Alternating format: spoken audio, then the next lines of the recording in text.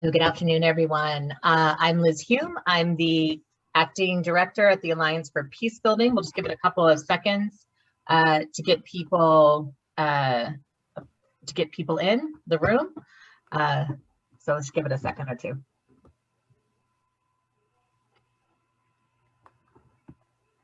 All right, I still see people coming in, but let's start. I want to thank all of you for joining us here today. And I want to thank all our amazing panelists who are great colleagues. I can't thank you enough for the work you're doing on this subject and US peace building in general.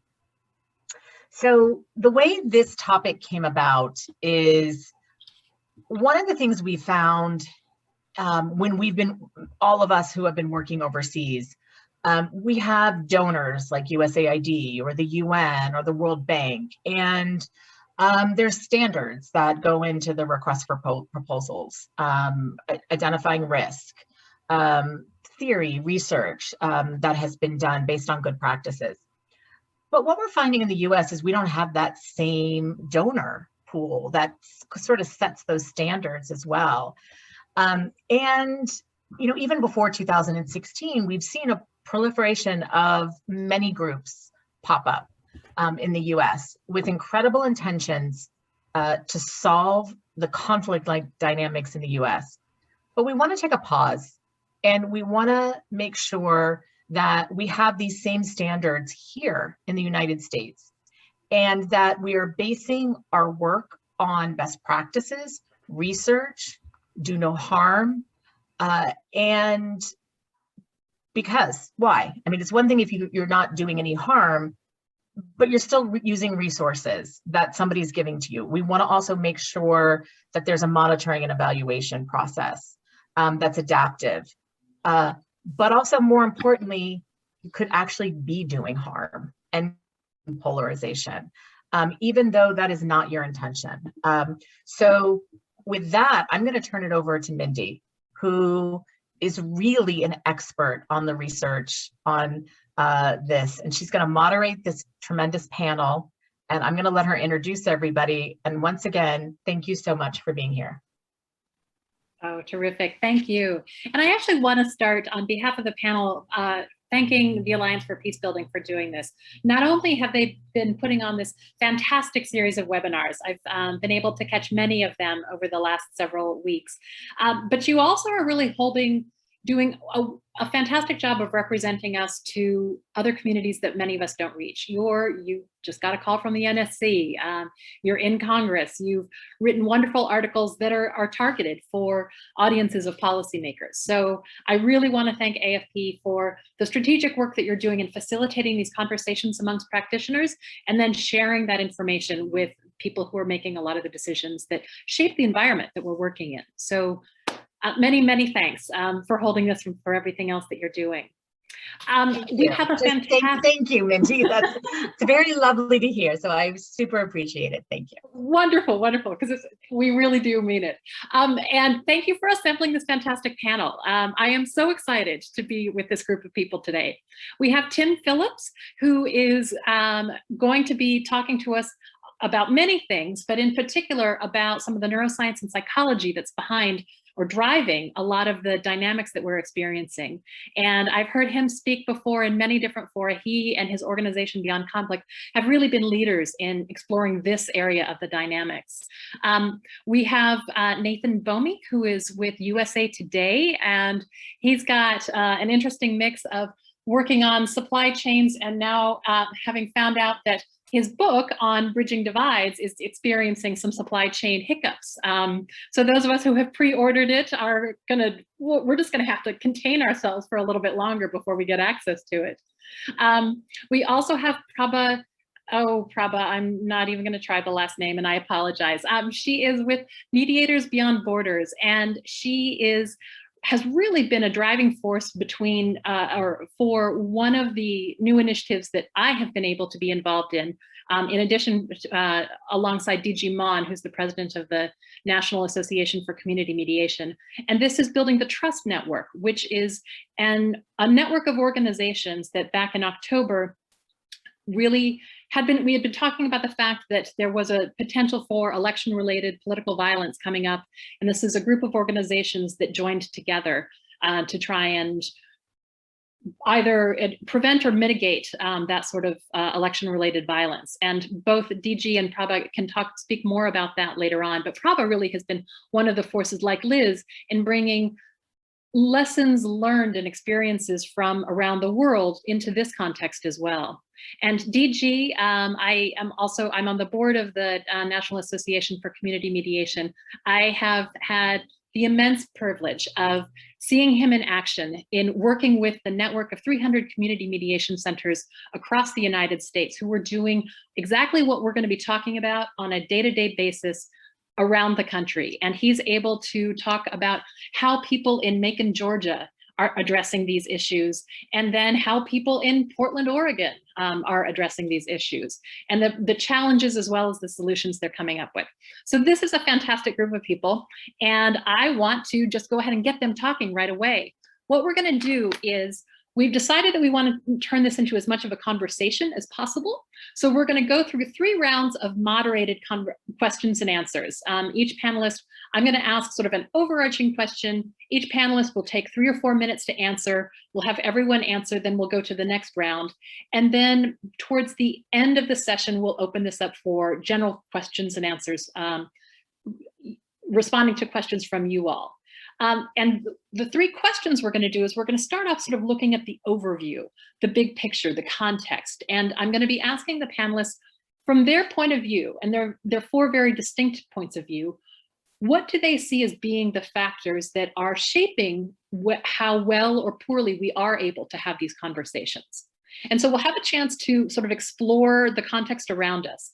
And then we're going to dive into the question that Liz was talking about, which is, how can it go wrong? And how can we make sure that we're avoiding these conversations going poorly or creating harm? So we'll just have sort of that really real conversation of what causes things to go wrong and how can we avoid it? And then we want to end on a positive note before we open it up to questions and answers. So then we're going to have a chance to talk about what is it that we can do to make these conversations go right? How do we make sure that we're getting the right people, not the right people? How are we getting people to come to the table? How are we building trust? And once we do have these good conversations across a divide, how do we make sure that we sustain those gains? So again, big picture, how it can go wrong, and then how we make it right. So let's just go ahead and start off, and I want to turn it over to Tim first. And so Tim, if you, from your perspective, your work as well as your research, what for you are those most important factors that shape how well or poorly we're able to have these conversations? Well, thank you. And again, thank AFP and everybody here. Let me just start by saying, Beyond Conflict for 25 years, worked around the world, like a lot of my colleagues here and many on this event, trying to bring people together across profound divides, either in the transition from conflict to peace or a dictatorship to democracy. And our particular approach was on shared experience, bringing people who've been through it before. But one of the key things that I, and I'm sure others have learned, and this was a decade ago, that there are many intractable conflicts and many fragile peace agreements. What are we missing about the human experience? Is the sort of Enlightenment view of us as rational beings outdated? And is there something emerging from brain and behavioral science that we really needed to understand to actually make this work now in our country successful, as whatever way success is defined? And I wanted to say that because as I go to my comments, I come from the more sort of direct, practical, how do you bring people across these profound divides? And the thing that was really paradigm shifting for me and my colleagues is learning from brain and behavioral scientists that we need to focus on how we think, not just what we think, because close to 90% of how we think is below our level of conscious access. We think automatically, we think in groups, and we think in these mental models of the world.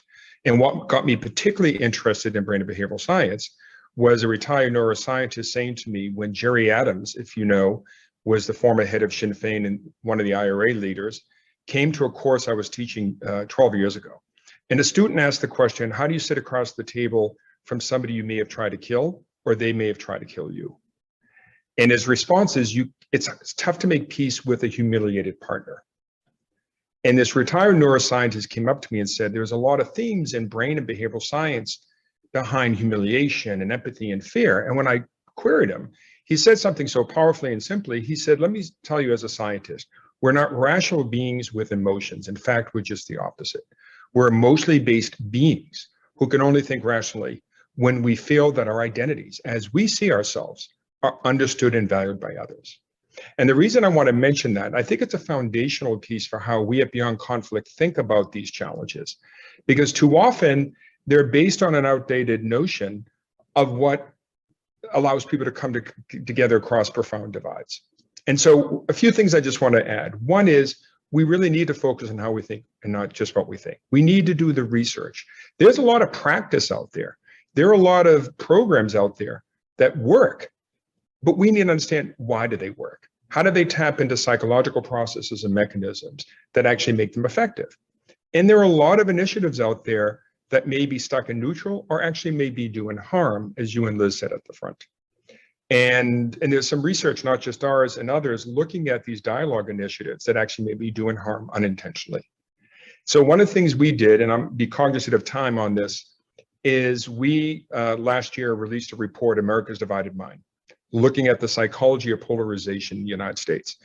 And with my colleagues at UPenn and Emile Bruneau, who is our lead scientist and unfortunately passed away this past year, we said, if we want to address deepening polarization in the United States, we need to first figure, before we even figure out what are the best dialogue strategies, how is increasing polarization shaping our psychology as a foundation piece? And one of the things we realize is that when you go from polarization as profound disagreement to one that's about identity, then a whole range of unconscious psychological processes come online that then operate sort of under the hood to drive us further apart. And we can observe that happening in this country and other countries. And yet a lot of that is also based on misperceptions. And I won't go through the whole report, but in our report, we show that on issues on how much we like or dislike the other side, or how much we think they dehumanize us, is off by nearly 50%. And so, you know, what I want to say is we need to understand human psychology, not just in an anecdotal way, but in an evidence-based way, if we're going to create more effective strategies across dialogue. And because we're tripping over each other right now, because we're going in often with the best of intentions, but maybe triggering identity threats that are particularly salient right now in this moment.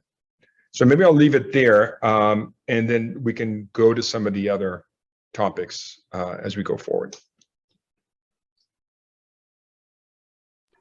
Thank you so much, Tim. That's rich. My mind is going off in like 5 different regions I want to pursue that on. But so why don't we?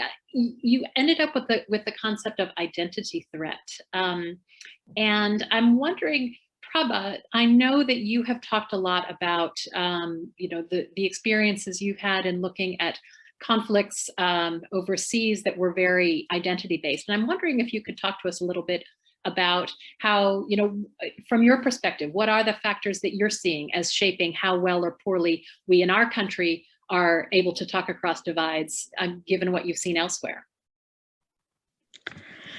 Thank you. I want to also a shout out to the Alliance for Peacebuilding for holding this series and for bringing many of us who have read each other's work into direct conversation with each other. So thank you very much for that.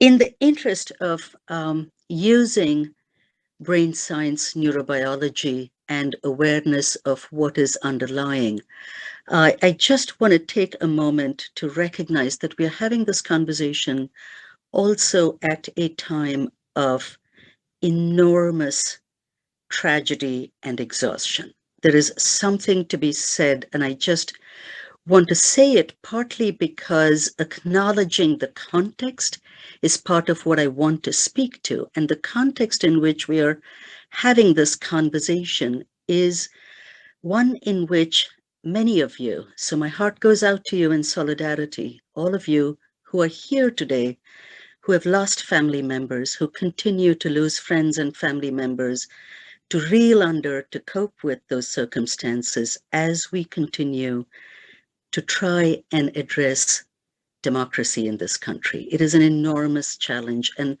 I cannot help noticing that these kinds of conversations, for me, need to be made human by acknowledging the context in which we are doing this. So, so I wanted to acknowledge that before we continued, and also say, you know, in many ways, this country has been awash, seemingly for the last 4 to 5 years, in a range of processes, as Tim said. In a range of processes, as Liz in this morning's session referred to, the importance of research and good practice standards. And I keep thinking that I want to make the distinction about dialogue as a process for practitioners, and move a little bit away from the more casual conversation, because I think as a conflict transformation practitioner, there is a difference. And I want to make that difference in definition and say, yes, conversations are difficult. 4 or 5 years ago, we started hearing about families not being able to come together for Thanksgiving because they couldn't have a conversation. But as conflict transformation professionals, I think we have a greater responsibility to define what we are talking about when we say dialogue. Use the term dialogue. I use that term with a capital D, so if you'll indulge me for a minute, Mindy, I just want to identify that before I continue, because I think that's what I can speak to, not just the conversations. And before I do that, I want to say, as Tim talked about, 90% of what happens is below what is accessible to us. Many of us at Mediators Beyond Borders come from a clinical background. So we spent all of our time addressing what was below the surface as clinicians, listening to it. So when I came to the field of peace building and started talking about the biopsychosocial aspects that we needed to take into consideration, for many of us, it was a normal and natural part of the work we do. We need to address the neurobiology, the identity issues, all of the factors below the surface. And so I am delighted that the peace building field is taking that more seriously now. So back to dialogue.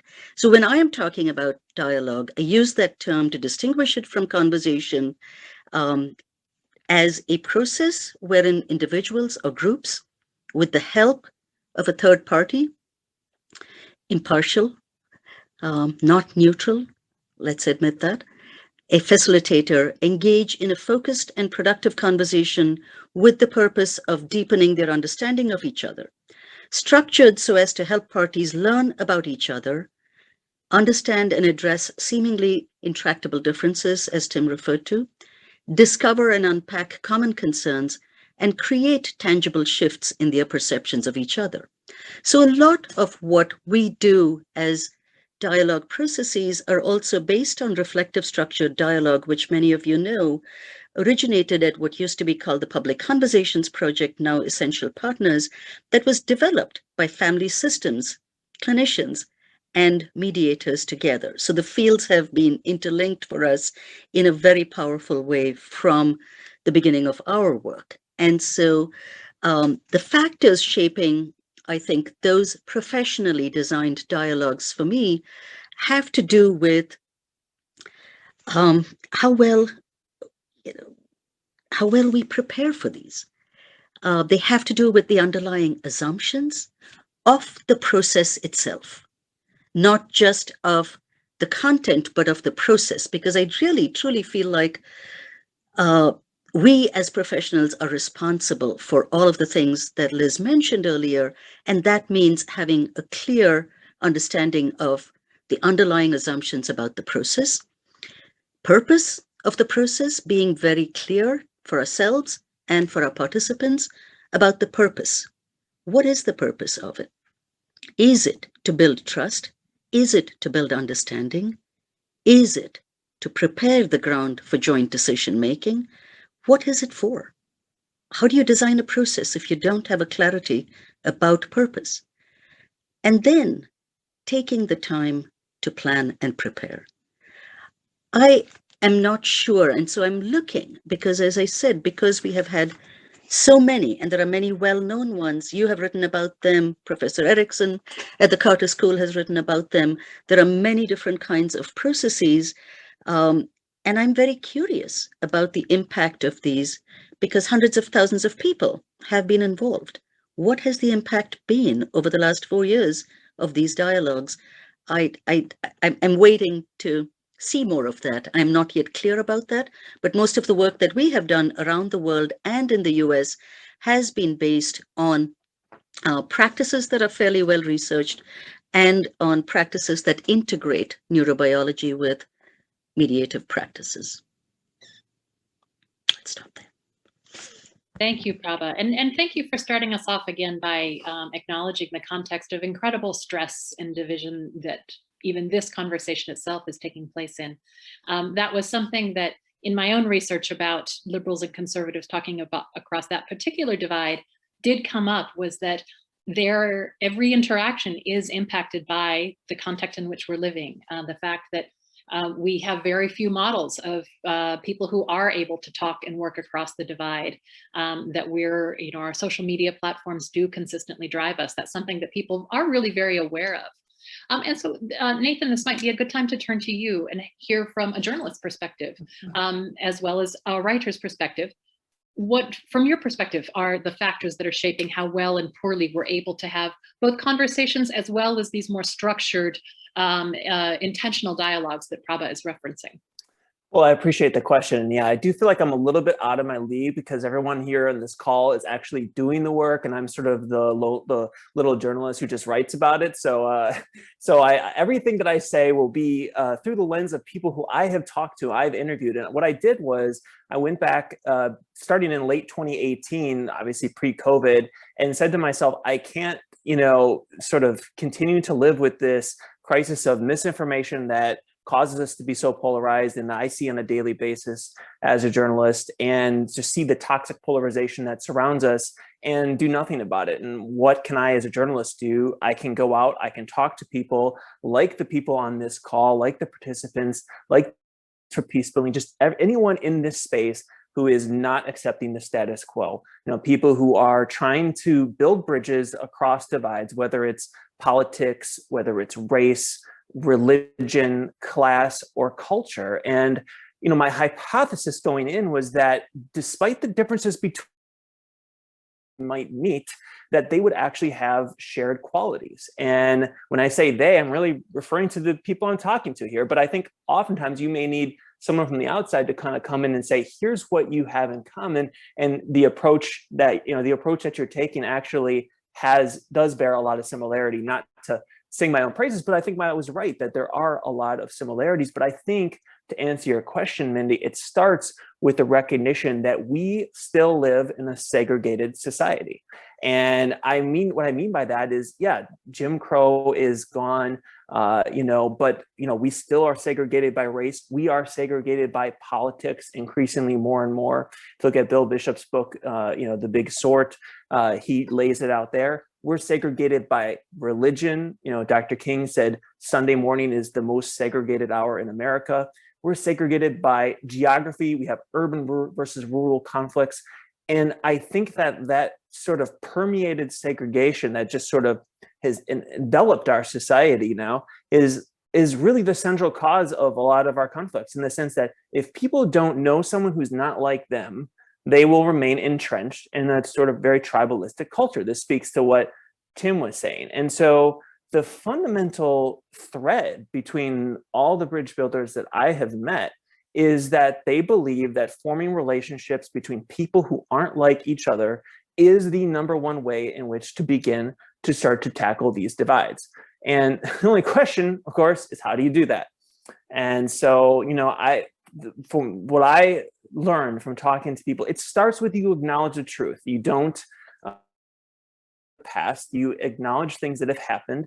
Isabel Wilkerson in her book Cass put it really well when she said, when you go to the doctor doesn't say, I don't care about what happened in the past. The first thing the doctor is going to say is, tell me about your medical history.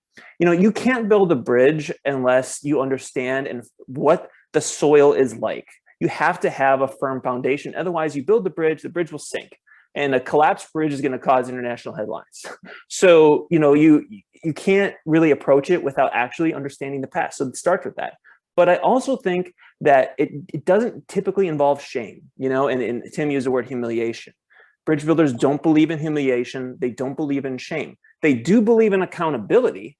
You know, they do believe in that. It's important to say there is blame to be had, but they don't dwell on shame because they understand that actually that just generates a counterproductive response, that you're not going to get anywhere if you shame the other person. They're just going to, it's going to be like a magnet. There's the opposite of a magnet, sort of going to repel them. And so I find it to be so interesting that it all does stem from very basic things, which is the human desire to congregate with people who are like me. You know, if you look different, if you pray differently, if you think differently, you know, then my human desire is to not be interested in you. But so we need to find ways to integrate a culture of relationship building into our institutions. And we can talk more about that, but I'll stop there.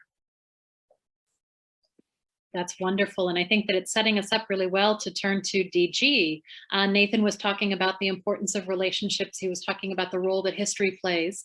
And I know, DG, that those are definitely themes that you talk about when you talk about the overarching context in this country and how well or poorly we're able to talk to each other.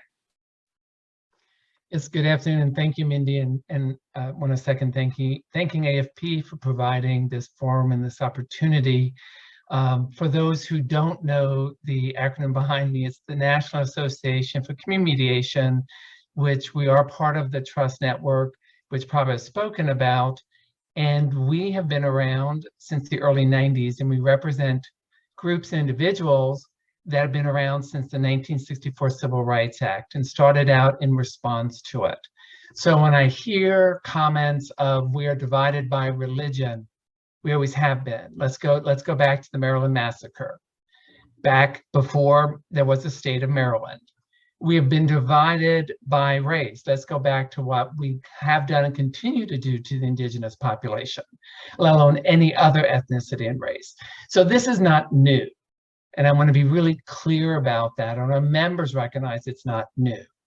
So our approaches need to be anchored in the communities with the conflict, that are approaches that are appropriate and responsive for those in the conflict. The conflict is not to be owned by me or anyone else on this panel or anyone else who comes in. The conflict needs to be owned by those in the conflict.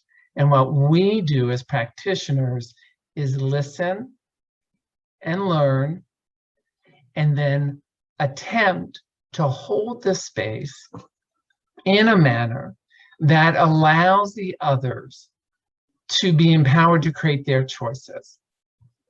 And so if the intent is to increase justice, increase equity, then nonviolent dialogues is an appropriate method to do that. And violence itself is not. In the space, conflict should be welcomed and facilitated and encouraged because it's there. It has always been there. And so to hush things down, I want to be really clear, the individuals I represent, it's not to make things more quiet. Sometimes they can get pretty loud.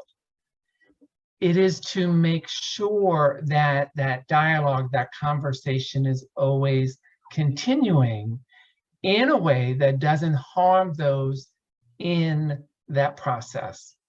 So while we are impartial to the choices that are made, we are not neutral to tending to the political dynamics that may be influencing what's going on, or the communication disparities, or the economic judgments, or the social relationships that may feel threatened. I do think people are curious about others unless they find others threaten them. So if others threaten their political space, their economic space, their communication space, or the social space, things are fine. Once that threat occurs, we need to be able to breathe and be with them. And what that's going to take, from our perspective, is one, credibility. So what the folks I have the honor representing, they are from the communities. They're from the communities that are in conflict. So they have credibility with the very individuals that are stressed, are upset, are concerned. Credibility is essential. The holder of the space earns their credibility from the person who invited them in, from the person who has that credibility with the community. The second thing that is essential is attitude. The holder of the space is not there to teach and tell. It's not there to correct or to pontificate. The holder of the space is to set an environment where everyone in that circle, in that conflict, can be brave enough to be in their truth. So attitude is essential. And then the third element is the rightness of it. I may think it's really ready for you to talk about this now. If those in that space are not, they are not. And going back to Tim's comment of the 90% is below the conscious level, if you're not ready, you're not ready. And if people insist on having it, you're going to react, and not necessarily in the most productive manner long term, but very productive in the short term. So we follow those three elements and our 9 hallmarks as standards that have been with us since 1994, created by these members that were established since 1964, saying here are the standards we need to follow if we are really going to be able to create positive systemic change. I hope that answered a little bit of your question, Mindy. Thanks so much, DG. Absolutely. And I do want to be probing even more into the hallmarks as we talk about what are ways to practically make this work. We've heard a lot in the answers about a sort of the context in which we're working, issues of humiliation and of shame and of isolation and breaking off of relationships have occurred. So these clearly are indicators of how attempts at dialogue or attempts at conversation can go wrong and actually do harm. So let's focus a little bit more on how and where do these, can these efforts or initiatives go off track, create harm, and what does that mean? What is the impact? And Tim, since people do keep bringing up the neurobiology of it, can we go back to you and hear your thoughts on how this can go wrong and what that means? Sure, but as I was listening to this great conversation, I just wanted to pose 2 thoughts that relate to that. One is, and to the point of Liz earlier, what are the standards for dialogue? That's built on an assumption that people want to dialogue. And I think we're putting the proverbial cart before the horse to focus on dialogue, when I think we need to define not only the problem, but the road ahead.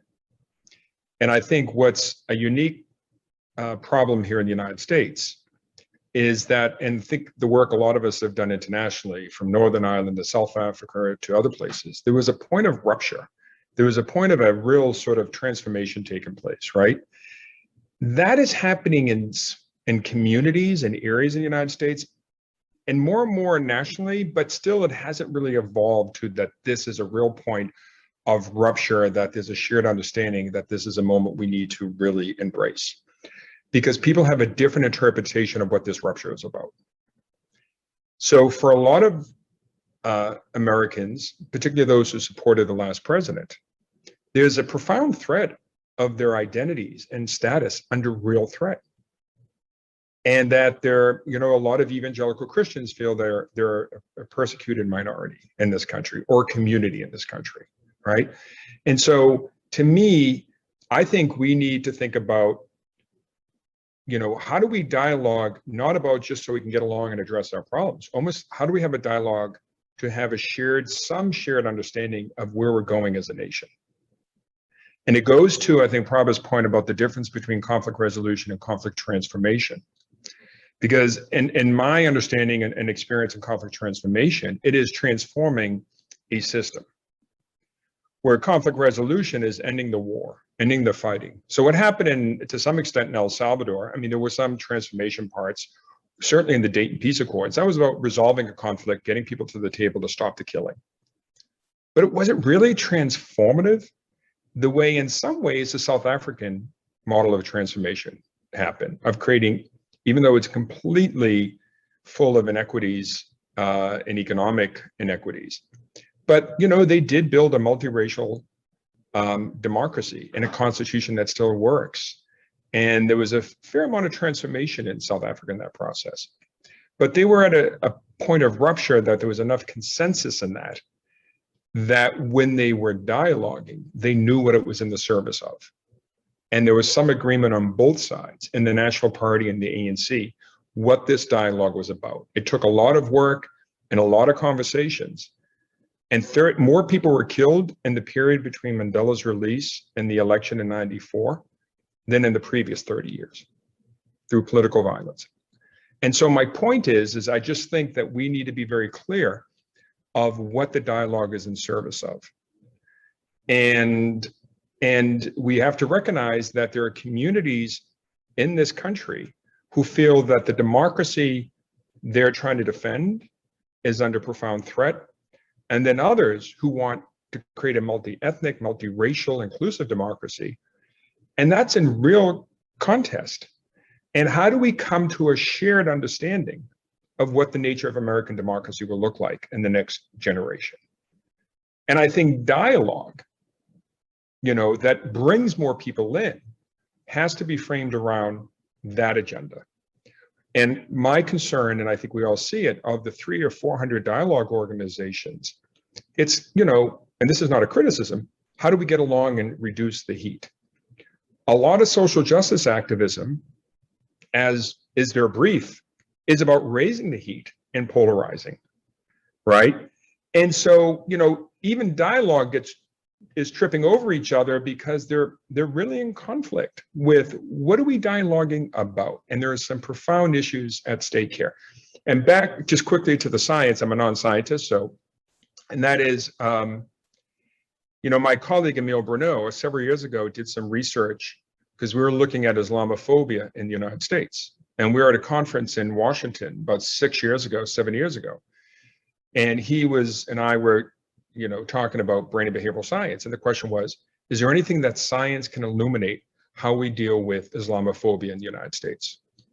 And when we met afterwards, he said, okay, we need to deal with collective blame and how that happens in our brains. And so he did a study, which I won't go into detail on, but essentially would take white Americans, particularly white Christian Americans, and would tee up context in their brains without telling them how the brain works, and ask the question, should all white Christians be responsible for what Timothy McVeigh did in Oklahoma City? And the immediate response is no, he's a crazy man, he doesn't represent us. Well, what about Dylan Roof? No, he's a crazy individual, he doesn't represent us. Or what about the Westboro Baptist Church? Same response. But then he would introduce after that an image of a young Muslim woman from Tunisia or Jordan and said, should Amina be responsible for what happened in 9/11? And they paused and said, no. Well, what about Muhammad in Morocco? Should he be responsible for what happened in Orlando? No.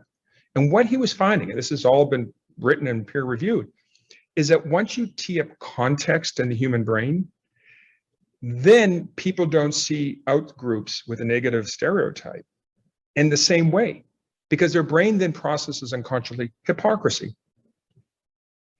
And he found when we did this in Spain, that 10-minute quote-unquote intervention he followed up lasted a year, where they were given petitions against Muslim immigration and other anti-Muslim policies. And people said no, because they continue to make the distinction in their brain between individuals and out groups and collective blame, because it was teed up in their own brains.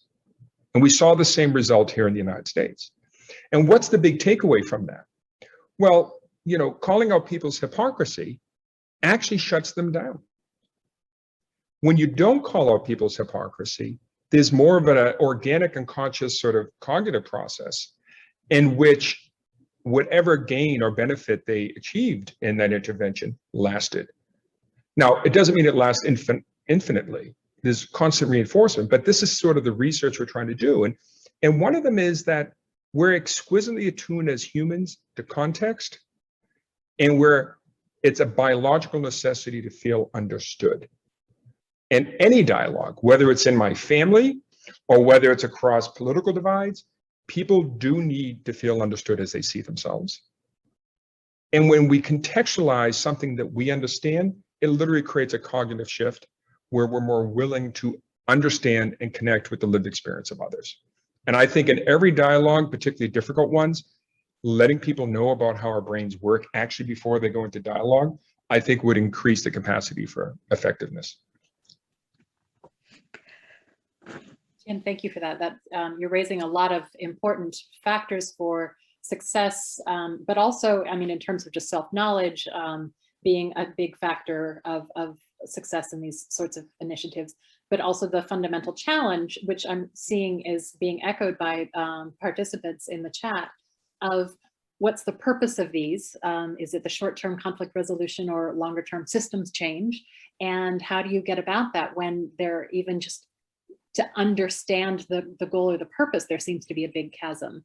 Prabha, since you had sort of started us talking about that, would you like to sort of add your thoughts around those issues? Yeah, when I hear Tim, I always also want to pick up on so many threads that I hope we're all weaving together. This is a field in which something is better than nothing does not work. I think that's the first thing people need to understand. It is not more helpful to just try something than not do anything. Actually, it's better not to do anything if we don't have a good understanding of the context, if we are not prepared to engage deeply, if we don't have the right sensibility, if we don't have the right people involved. And I cannot say that more strongly because I think we are blessed with a wealth of resources. When we started this work together with NAFCM last year, what we were bringing were all of these resources at every level, from what was happening in Fulton County to Idaho to Nairobi to Bali, all over the world. The beauty of what we brought together was exactly the fact that there are processes that have been tried and tested in many different parts of the world that are applicable here. But what is different is the context. As Tim says, there is no question that what people are primed for here now is actually exacerbated tremendously by the messages that are put out in lots of different arenas. I mean, for me, even the constant talk of polarization, the constant talk of binary thinking is really problematic because, if you look at where people stand on 5 issues, while it is true that they align with somebody with whom they identify, all this about confirmation bias, all of that is true. While it is true that they align with somebody with whom they identify, what is also true is that if you create the space, as Tim said, for that conversation to happen in a more receptive environment, what you find is the capacity to get below that binary thinking into, oh, here is where I stand on gun safety. Here is where I stand on reproductive rights. Here is where I stand on immigration. And that is not possible if we continue to hammer away at everything being a binary. That's why I come back to our responsibility being to create those spaces in which you begin with connection and with the lived experience. Then it makes it possible for me to hear what you have to say because we already are starting with sharing something. We can listen with resilience to the differences because we have begun in a context where we are connecting before we are dividing. And so those are the reasons I think about the work that we do as being enormously valuable. And there's space in this, there is space in this ecospace for lots of different kinds of things to happen. But if we truly want to address the goals, we have to agree on what those goals are. Is it simply about having a civil conversation? Is that going to change systems? I'm not sure it is. So if we identify that, when I talked about having assumptions, if we can have assumptions about what the purposes are, if we can begin with the idea that a safe and just society is what we're looking for, not just civil conversations, not just unity. And I don't mean those are minimal, but if we are clear that what is more useful maybe is for us to have aspirational assumptions about a safe and just society, then what we identify as the problem will look different, what we identify as the solution will look different, and what we identify as the processes to address them are going to look different, right? So I really think there is room for civil conversation. It's not going to get us to the root causes, which is what we as conflict transformation practitioners want to impact in this country. And that means addressing the history of genocide. It means addressing the history of slavery, as DG talked about. It means addressing that none of this is new to us, right? And it means doing it in a way that the current white majority can engage with dignity, without the guilt, without the humiliation, without the shame being an obstruction. It might be a part of their experience, but if we cannot come into a dialogue in a space where we can engage differently, I think we're going to have a really difficult time. And I think it is the responsibility of us as practitioners to get to the root causes. And that is possible with the processes we are talking about. We've done that in other places. It is not just about being able to have a conversation, which is why for me, conversations are great. And I leave that to people more skilled than I. What I am interested in is transformative change in this country that gets to the root causes that we need to address in a way that acknowledges the history of this country and prepares people cognitively to engage in conversations. And that takes a lot of preparation. And I think preparation and planning, preparation and planning, preparation and planning, really. I will say that because you have to be prepared. Are the people at the heart of the conflict engaged in the process? And do they have choice? And do they have the kind of preparation? I mean, we've done interfaith dialogues around the world. We've done work with ex-combatants integrating into community. We've done work with ethnic groups. We've done work with radical ulamas and progressive ulamas in Indonesia. In all of these places, our goal is to support every individual's capacity to engage. That means we have to prepare them in their own groups before they come into groups with others with whom they might have differences. And what I will say is that that kind of preparation literally means, what do you anticipate will happen? What are your worst fears? What do you think you will do? What can you do differently? All of that is before you're engaging. That's what the kind of cognitive preparation involves. And so I think if we are in the space of bridging divides, having conversations that matter, we really need to look at aspirational goals of a safe and just society. And then follow the assumptions that come with that there are various systemic issues, social, political, economic, environmental dynamics that fuel this violence. So it cannot be at this surface level. And then what that means is dialogue is one way to address it, right? It's a process that we can engage in as we really engage in this process, championing the aspirational goals and moving deeper than civility. Oh, terrific. Prabha, thank you. Again, another very meaty response.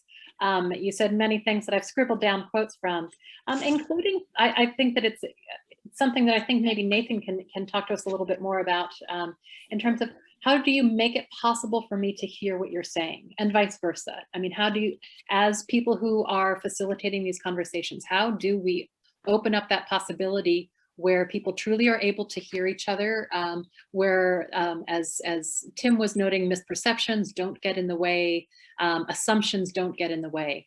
Nathan, do you have any thoughts around that?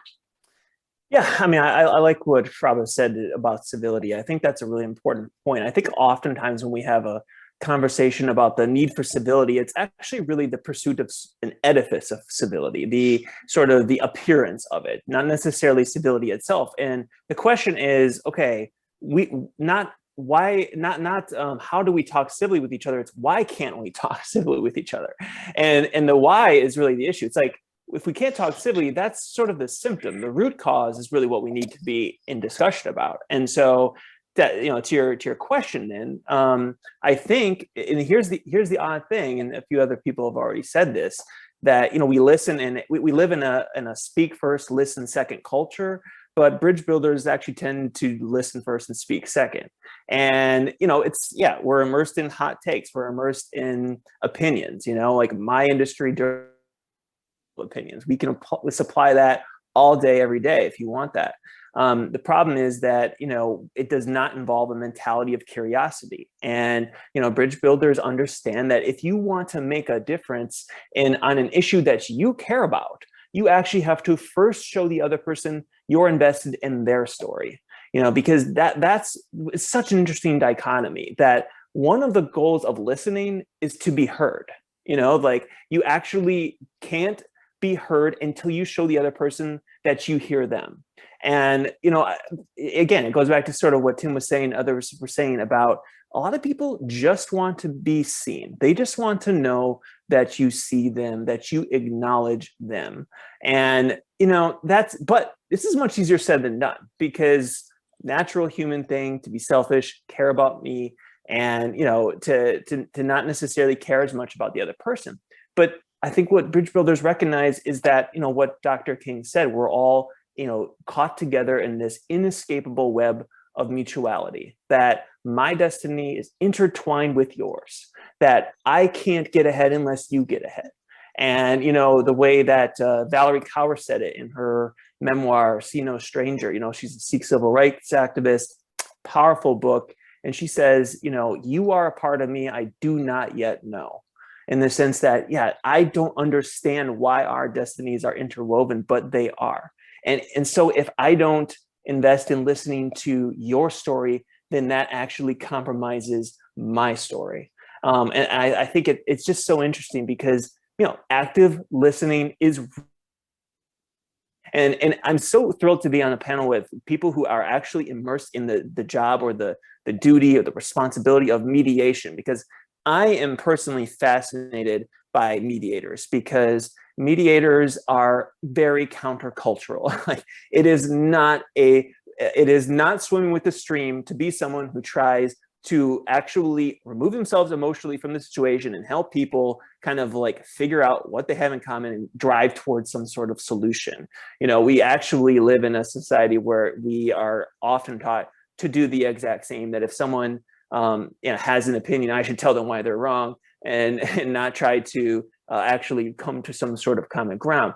I became interested in mediation actually through the course of I used to work at the Detroit Free Press. I was the reporter who covered the Detroit bankruptcy, and I wrote a book on that. And the bankruptcy of Detroit was ultimately resolved in large part by mediators, and they brought together people who had been warring for decades, you know, Republicans and Democrats, you know, Black activists and the white business community, and pensioners, and, you know, and bondholders, and people who had really not much incentive at all to come to the table. But I think what mediators do is they believe in compromise, but they believe in sort of redrafting the blueprint of compromise, in the sense that you can't look at it as compromising your values. You look at compromise as a value, in the sense that it is actually a principle that we believe in, and that it's not, you know, with apologies to King Solomon, you know, we don't have to split the baby in half. like we can actually look at this from a different point of view, and mediators believe that we can expand the pie, that we can actually look at it differently. I hate to be, to use like a cliche like that, but actually splitting the pie in half is not necessarily the way that you have to go about it. If you want to come to some sort of solution, you want to get the other person to drive towards some sort of solution for you, then you have to understand what are their motivations. And a lot of times we don't understand what other people really want. Like there's a wide gap in second order beliefs in this country. Like we don't understand what other people actually believe. The data bears this out pretty well, especially with Republicans and Democrats. Like Republicans tend to think that Democrats are more extreme than they actually are. When you look at the Democrats tend to think Republicans are more extreme than they actually are when you look at the numbers. Take immigration, for example. Good example of an issue where there's a lot more agreement on the issue than you might think. But the other sides tend to vastly exaggerate what the other side actually believes. And so, again, but it goes back to what Tim was saying earlier. On the issues, we actually might be a little closer than we think. But in terms of our camps, in terms of our tents, we're a long way away. So it's about trying to form those relationships to say, we're not even going to talk about the issues up front. We're going to get to know each other as humans. And then we'll start talking about the issue. How do you do that? You start with listening. Nathan, thank you for that. And DG, I know that you have an awful lot to say to that, but I want to bring in another question that's come up in the chat that I feel sort of is also part of this thread that we're on right now. And it's a question someone said referring to that point of rupture that Tim mentioned, and saying that this is hitting rock bottom, and the floor for rock bottom is different for different people. And DG, you were already starting to talk about that. The person goes on to say, I feel like many people in this country are reaching that point of rock bottom and recognize that we need to change, but many are still caught in addiction to fear and anger and contempt and threat, and not really ready yet to recognize our individual responsibilities to do better. I feel like that speaks to a lot of the work that you and the community mediation centers are doing, which in turn was addressed somewhat by what Nathan was saying. So please, we'd love to hear your thoughts. Certainly, I'm not sure I heard a question there, but I hear thoughts. And my overall thought is everyone is saying so many amazing things. I'm taking notes and wanting to respond to each one. So I will try to respond to the one that you've put in the center, which is the point of rupture and rock bottom. I think reaching rock bottom is very personal for communities and for individuals. And I just think of that there are sections in cities that people are killed for no reason at all. And as long as it's not certain sections of the cities, no one pays attention to it. And what I'm reminded of is the Washington, D.C. sniper, where all of a sudden sections that were predominantly white, predominantly wealthy, were under threat for random shooting. They were willing to say that's rock bottom. Well, why wasn't rock bottom what goes on every day in the 7th Ward and the 8th Ward? So to me, when I hear that question of for different people, and I think you said the word addiction, you may not have, to fear, anger, contempt, and threat, is that sometimes that's all you have to hold on to. And especially if you have been someone and is someone who is consistently marginalized and disrespected and humiliated, then all you do have is that anger. And so the idea of being asked to give up that anger, the idea of being asked to give up that contempt, is you're asking to go back to what Tim said at the beginning, identity. You're asking me to give up some of my identity. And anger and contempt is passed from generation to generation. So I want to make sure that as we talk about what the communication centers do, we don't strive to have people understand each other. No disrespect to St. Francis, but that is impossible.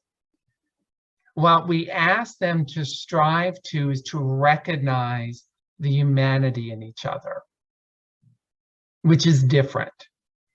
To recognize that, respect that, and strive to understand the need they're putting before us, What are they really asking from us so we can compromise? And when I think of compromise, and this may be totally untrue, I just break things into Latin. And so I'm hearing with promise. So we're going to come and eat each other's promise. I promise to respect you. You promise to respect me. And we do that with this promise or with compromise. And so I did want to build on what Nathan said about that is a value we share. And I think in that process of sharing that value, we must create the space that recognizes the trauma and the institutional biases that continue to not be in awe of each other's humanity, to not be filled by each other's humanity, so that we can all be stronger together. And that this is something that we've been working on in response to the Civil Rights Act, which said if there's a disagreement, disruption, or disturbance among anyone in the community, then everyone in the community is in that disagreement, disruption, disturbance. So I go back to the sniper. Why, when certain neighborhoods are randomly getting shot, we must pull out all the stops to stop that. But other neighborhoods where people are getting randomly shot, well, you shouldn't have driven there. Well, you choose to live there.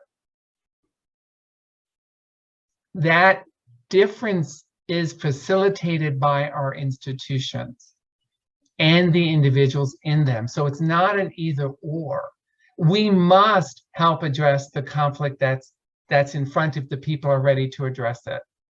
And step back and say, how do we revolutionize that conflict so that those in it can take the next step and the next step and keep going deeper until they get to that place that others have talked about of transformation, transforming themselves and transforming the systems around them that help them to believe they're not worthy, that help them to believe there is no help, that help them to believe that holding on to fear, anger, contempt, and threat is all they have. And to let go of that means letting go of everything.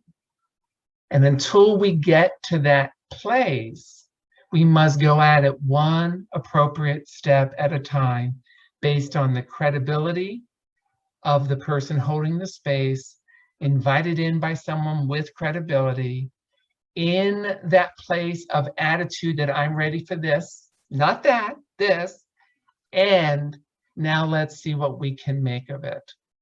So I hope I answered that person's question. If not, please email me. We can talk offline. That sounds great, DG. That was wonderful. I do want to turn to another question from the chat that's in a slightly different direction, but still it does touch a lot on the justice and systemic biases and things like that. And this, Tim, this may be one that you would want to tackle, but anyone is welcome to. There has been talk about psychology's cultural bias, WEIRD, which you've probably heard, Western, educated, industrial, rich, and democratic. How should this bias inform our looking into psychology when it comes to dialogue? As even in the USA, there is a risk of having a white framework at the expense of people of color. That's open to anyone who wants to, although it did come up, I think, when Tim was talking. Sure, and I'd be happy to have anybody else. I mean, that's something that I think certainly at Beyond Conflict and many of our colleagues and researchers are aware of and very sensitive to. And one of the things we do is we think of our work as not only science-informed design, but real-world informed science. So we create partnerships between people on the ground that we're working with. We don't see them as subjects or as sources of data. We see them as real colleagues and partners. And so we think of both, conflict-informed science and, as I said, science-informed design as a process that comes together. And, we're very intentional within Beyond Conflict because a lot of the work we're doing is not so much in a lab here, but in Jordan and Nigeria, in El Salvador and other places around the world. And the other thing we're doing is not only working with local communities who become thought partners in the design of some of these interventions, we're also looking at local universities and labs that we can do technology transfer. Because in many countries, a lot of this work at brain and behavioral science, there's not a deep history. For example, I was shocked to learn that there's very little written about neuroscience in the Arab language. And so we've been doing a lot of that translation. And so, it's an important issue, and it's something that we're very cognizant of. But while I have the platform, if you don't mind, Mindy, I wanted to, based on some of the conversations and really good points made by my colleagues, and I wanted to just say a couple of things. One is, a mentor of mine from Guatemala said to me 30 years ago that in a place like Guatemala and El Salvador, when he was involved both in a sort of a grassroots way and then in a national leader way, in promoting dialogue where there was no trust and no history of that sort of trust, he said, we have to be comfortable with taking people and ourselves through zones of discomfort. And I think we need to do that in this country. We need to take people through a zone of discomfort. And I remember about 10 years ago, 15 years ago, there was a real debate in Northern Ireland a few years after the Good Friday Agreement, should we have a South African style Truth and Reconciliation Commission?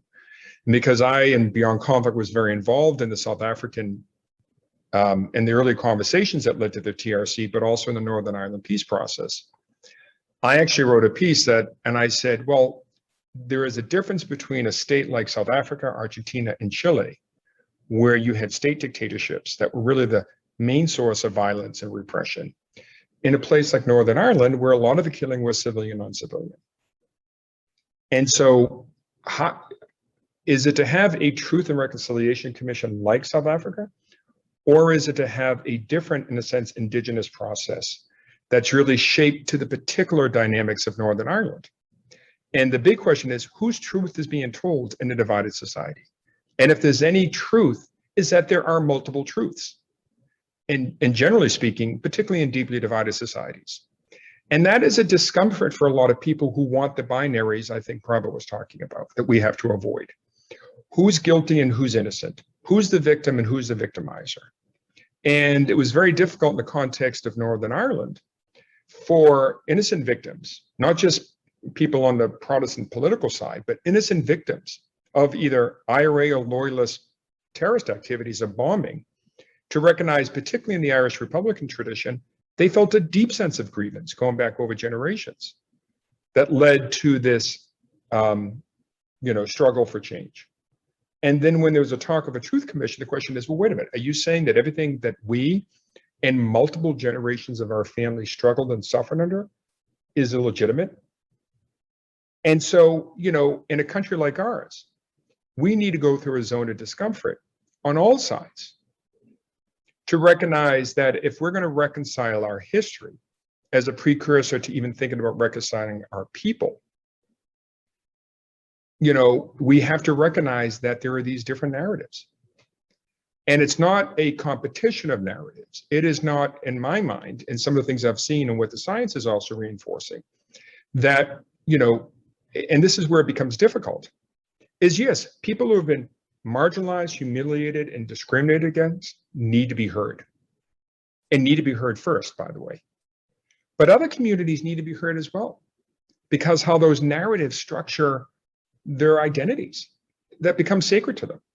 And so I just want to say that we need to recognize that you talk about standards, I think there needs to be ground rules, that we have to avoid binaries, that we all have to go through discomfort, that we all have to stand back and recognize the only way we find the humanity in the other is to, or as my friend David Irvine, who was a loyalist Protestant paramilitary in Northern Ireland said, I came to recognize that I can only protect what was sacred to me, my community, my religion, being British, when I recognized what was sacred to people across the divide.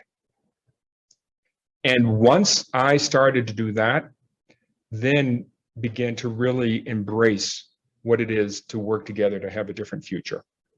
And I think these are some of the things that we really need to do. And I think that to me is, I think, part of the challenge and part of the opportunity as a precursor to, in a sense, it's a form of dialogue, but how do we think about dialogue in different ways? Terrific, Tim. Thank you. And that the conversation around ground rules reminds me of a finding from my own research when I was talking to liberals and conservatives saying, first of all, do you think that it's important to do that, to talk across the divide? And most people said yes, they do find it important. And then another question was, and what would make you feel comfortable doing that more frequently? And to a person, they all said ground rules. And the ground rules that they wanted were, I want to know that the other person will respect me. I want to know that the other person will listen to me. I want to know that they're not going to get, that they're not going to just immediately discount me out of hand. And I think that that goes to what other people have been saying, just as the fundamental need for all of us to be acknowledged, to be heard. And I, again, thinking of, Nathan's speaking and listening and speaking sort of thing right there. Prabha, we have a question early on in the session that I'm just seeing right now, but I think that it's something that you would really very much be able to take on. It's from Jennifer Tenorio, and she says, I'm on the peace team in Portland, Oregon. I learned from a source that at a city hall meeting yesterday, community members were angry at nonviolence efforts and said nonviolence is not effective. How do we respond to this in a way that is quickly digestible and believable? We were also asked how we expect nonviolence to be used against police by civilians. These are hard questions, and I need help proving nonviolence is the way of change. You began to touch on this in one of your earlier answers, and I'd love for you to take us a little bit further, more deeply into it. Whoa, quick and digestible is a little bit hard. I have been, what I will say is, if you really want to understand nonviolence,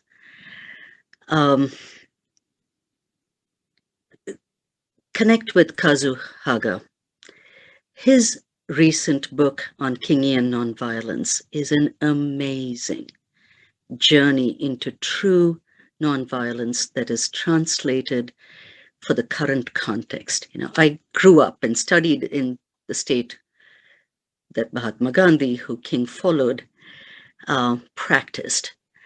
But if you have to adapt it to the current times, what he talks about is that nonviolence is a form of discipline that we, how many of you have heard people refer to the art of war? It's been referred to, and everybody talks about knowing your enemy and strategy and all of that.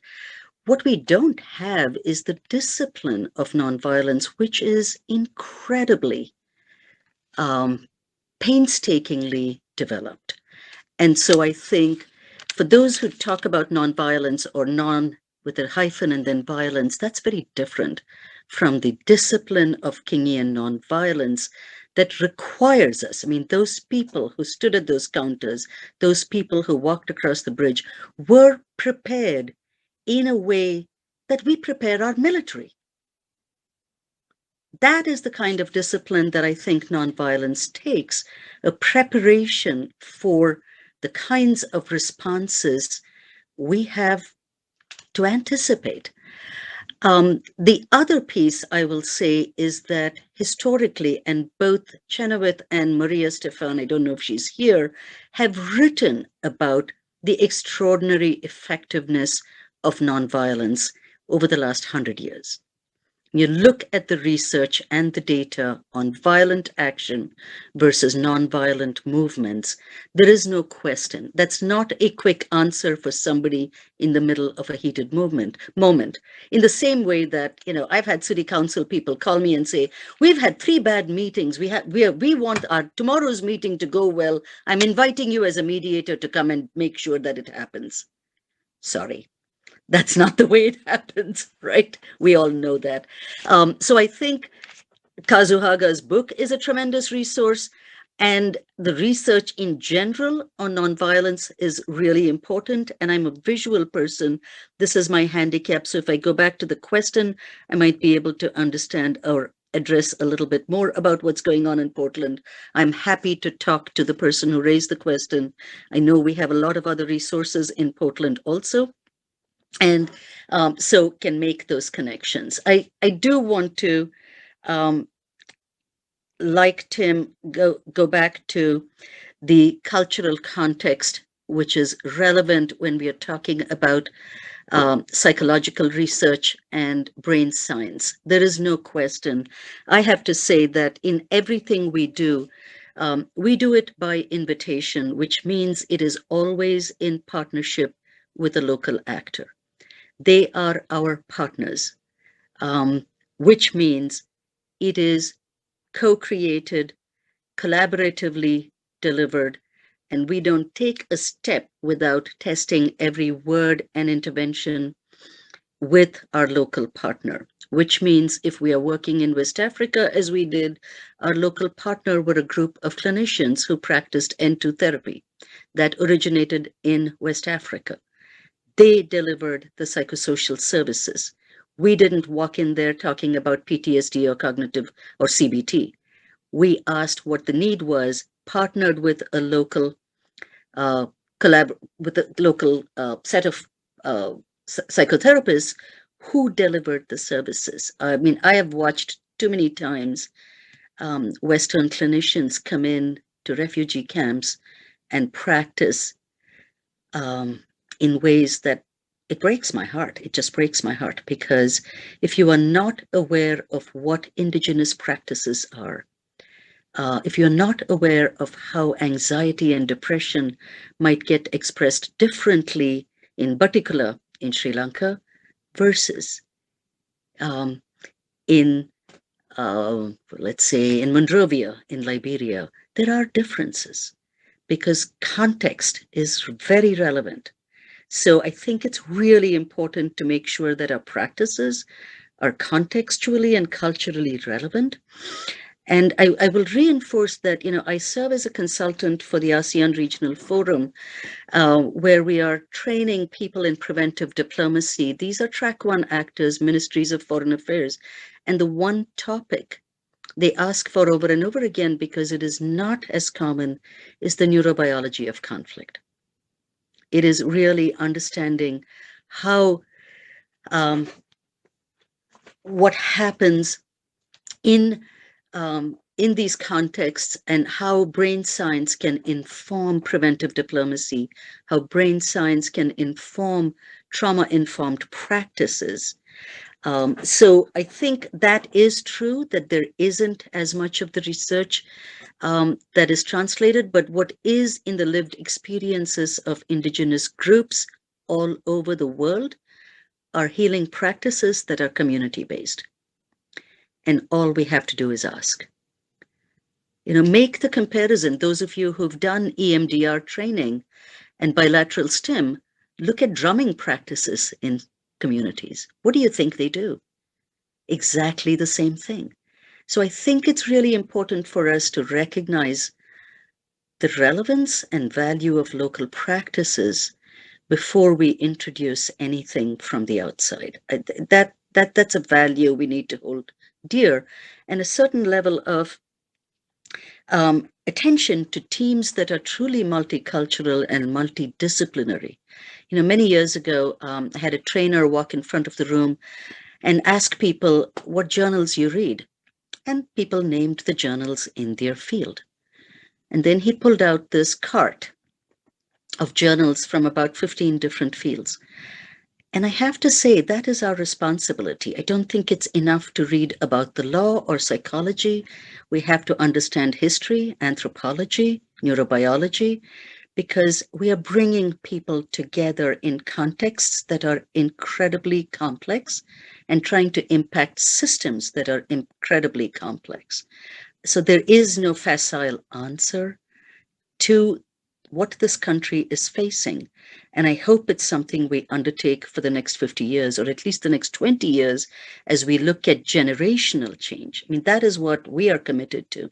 I have no doubts that what we are on track for, hopefully before the doors shut again, as they did in the 60s and 70s, or in the 70s, I should say, is that we keep it open as practitioners by collaboratively using all of the different tools that we have. I mean, if you look at what is the narrative that we want to change, that is a big goal. And then we can look at what are all the different ways in which we can engage in that process.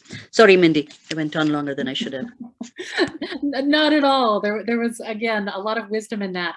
We've got about 8 minutes left, and there are a ton of wonderful questions in the chat. So maybe what I can do is ask, panelists, if you're able to perhaps drop your email contact information in the chat so people can follow up with you. But in the meantime, I want to take 2 questions and offer them to DG and Nathan to be able to answer as they would like. One is from Liz, which is, how do we make sure we don't just use civility and dialogue as a way to band-aid and cover up? What do you do when we can't name the problem? So that's one question for the 2 of you to take on. And then another one is sort of responding to some really evocative phraseology that Tim was using. Taking people through discomfort is very necessary. How do you do that when people in general don't have the skills to communicate in dialogue? And I'm particularly interested in this one because when I was doing my own research and people were talking about talking to each other, what became very apparent was that very few of them saw it as a question of skills. It's very few of them saw that maybe this isn't something that naturally we can do. Maybe this is something that I should learn how to do. So those 2 questions of making sure we're not just talking nice as a band-aid, and also, how do you take people through discomfort when they don't necessarily have those skills? So Nathan, how about you first for just a couple of minutes, and then DG, and then we'll let Liz wrap us up. Sure. Well, I think that one thing that's really important is to keep in mind that sometimes bridges can't be bridged, or divides can't be bridged based purely on conversation. That sometimes there are other ways in which you can help someone see the other person's humanity. I mean, I think about art, for example. I think that art in its various forms, whether it's music or film or theater, can actually often be a way in which we can communicate differences across cultures and get people to sort of respect other people. I mean, I think about a group that I met called the Iraqi and American Reconciliation Project that is based in Minneapolis and is trying to obviously do what it says to try to bridge the divides between the Iraqi people and the American people. And they've actually done theatrical work, for example, where they bring people in the community together to see a lived experience of Iraqi people, and it exposes Americans to ways of thinking that they haven't thought before. So I think artwork actually is one way in which you can communicate. And hey, listen, I'm 37, so I'm an older millennial, is what they say, which means that I can say that there are digital ways in which we can communicate too. Oddly enough, the most difficult chapter I wrote for this book was I knew I wanted to find someone who was using social media to bring people together. And I was determined to say there's got to be someone in the way that it's usually not used. And I found a group called the Everyday Projects, which does basically Instagram accounts where they actually show what mundane life is like throughout the world, where, say, for someone in Ghana, it's just using the elevator or just going to get a cup of coffee. And they post these photos through the Everyday Africa account, which has hundreds of thousands of followers now. And what it shows is that, we actually have a lot more in common than we might realize, even as we respect each other's differences. And so, I think there are alternative means of communicating when traditional conversation isn't the way to go. I just want to say one more thing too, which is I really appreciate the chance to be here. And I want to just sort of make one final case, which is that the folks on this call should not assume that people think this is an important thing. I've gotten a few questions over the course of talking about this book over the last few days that where people have asked me, like, why is this important? Like, is this really necessary? This isn't going to actually accomplish anything.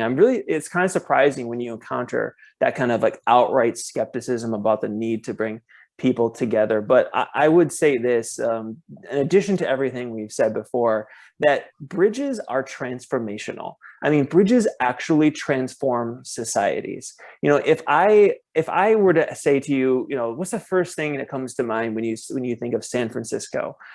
Most people are going to say the Golden Gate Bridge. You know why? Because bridges bring people back and forth. They're a facilitator of commerce and of communication and cultural exchange. And bridges can societies as well. That's why it's so necessary. And lastly, you know, I met a guy named Pastor Alvin Edwards at the Charlottesville Clergy Collective, who's doing amazing work. He founded this group to pursue racial reconciliation and religious reconciliation in the wake of what happened in Charlottesville in 2017. And I said, you know, he's a Black American who's been immersed in dealing with this sort of post-Jim Crow society and, you know, the legacy of slavery for decades. And I said, how do you, after what happened in Charlottesville, how do you remain hopeful?